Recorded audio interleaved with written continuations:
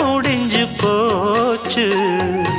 ஈசான மூலையில லேசான பள்ளி சத்தம் மாமன் பேர சொல்லி பேசுது.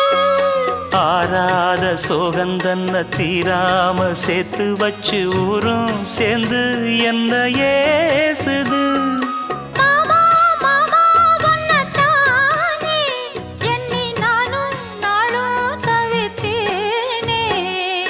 கூண்டுக்குள்ள என்ன வச்சு கூடி நின்ன ஊரை விட்டு கூண்டுக்குள்ள போனதென்ன கோலக்கிளியே.